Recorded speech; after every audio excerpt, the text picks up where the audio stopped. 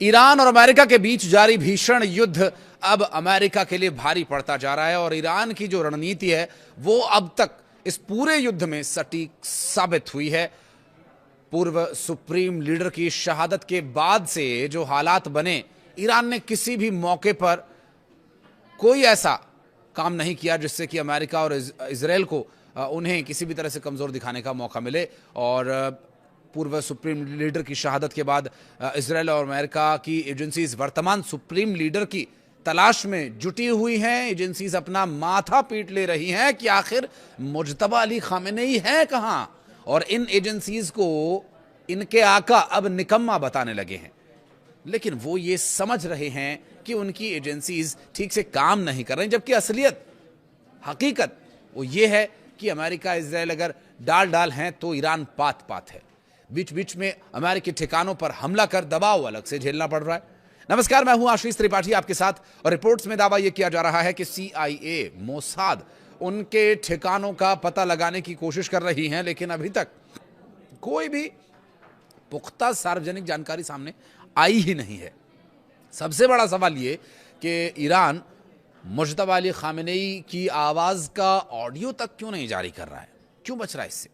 दरअसल रिपोर्ट्स में आशंका जताई गई है कि किसी ऑडियो रिकॉर्डिंग से उनके बैकग्राउंड और तकनीकी संकेतों का विश्लेषण कर संभावित सुराग हासिल करने की कोशिश की जा सकती है। सुप्रीम लीडर खामेनेई साहब की तलाश में पूरी ताकत झोंके जाने का नतीजा सिफर।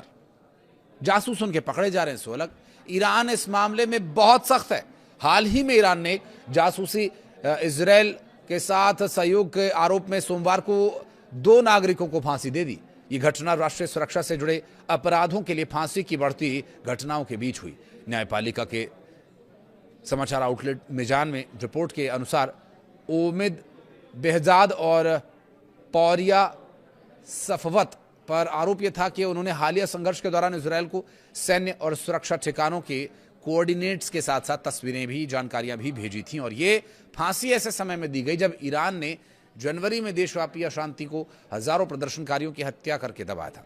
अब उसके ठीक बाद 28 फरवरी को अमेरिका और इजरायल ने उस पर नए हमले कर दिए। अमेरिकी प्रेसिडेंट डोनाल्ड ट्रंप ने कहा था कि सोमवार को ईरान के साथ बातचीत होगी, लेकिन ईरान के विदेश मंत्रालय के प्रवक्ता इस्माइल बगई ने सोमवार को कहा कि फिलहाल अमेरिका के साथ कोई बातचीत नहीं होगी।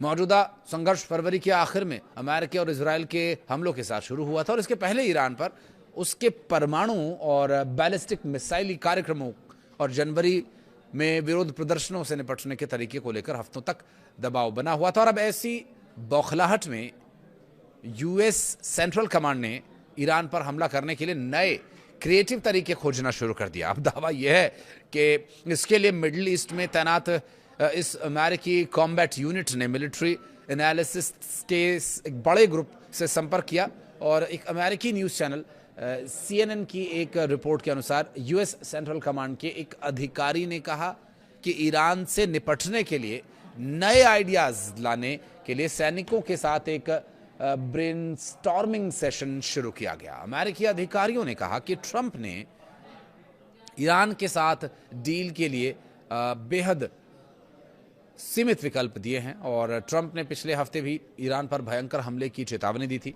लेकिन सऊदी अरब के क्राउन प्रिंस मोहम्मद बिन सलमान अल सऊद के फोन के बाद उन्होंने इन हमलों को रद्द कर दिया। ट्रंप बार बार ईरान पर हमले तेज करने की धमकी दे रहे हैं, लेकिन अमेरिका के सबसे शक्तिशाली हथियारों में से भी कुछ बहुत ज़्यादा हासिल कर नहीं पाए। सूत्रों ने बताया कि अमेरिका को शायद अब ज़मीन पर सैनिक उतारने पड़े, लेकिन ट्रंप इसके लिए तैयार नहीं है। ईरान पर हमलों का कोई उचित परिणाम नहीं दिखने पर ट्रंप सिर्फ एक प्रतीकात्मक जीत के साथ युद्ध खत्म करने पर भी विचार कर रहे हैं। एक सूत्र ने कहा कि ट्रंप ऐसी जगह पर हमला कर सकते हैं जिसे पहले भी निशाना बनाया गया हो, ताकि एक प्रतीकात्मक जीत मिल सके और वे युद्ध से बाहर निकल सकें। वर्तमान में इन सब के पीछे बड़ी जो वजह है वो तेल गैस आपूर्ति पर ईरान की मजबूत पकड़ माना जा रहा है। दरअसल ट्रंप ने युद्ध खत्म करने के प्रस्ताव के बीच ईरान की तरफ से स्ट्रेट ऑफ हॉर्मुज को पूरी तरह से खोले जाने का दावा किया था, लेकिन अब ईरान ने ऐसे किसी भी बयान और रिपोर्ट्स को पूरी तरह से खारिज कर दिया। ईरान ने साफ कर दिया कि जब तक अमेरिका की कार्रवाई जारी रहेगी तब तक किसी भी हाल में हॉर्मुज खुलने वाला नहीं है।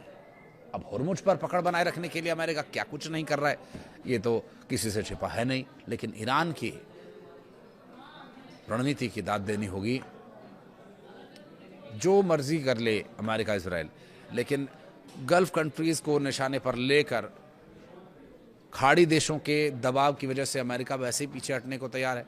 अब देखना ये होगा कि ये पीछे हटना वाकई अमल में लिया जाता है या फिर ये परिस्थितियां इसी तरह से कुछ और दिन बनी रहने वाली हैं। आप कुछ कहना चाहें तो जरूर बताइएगा। वीडियो को यहाँ तक देखने के लिए बहुत बहुत धन्यवाद।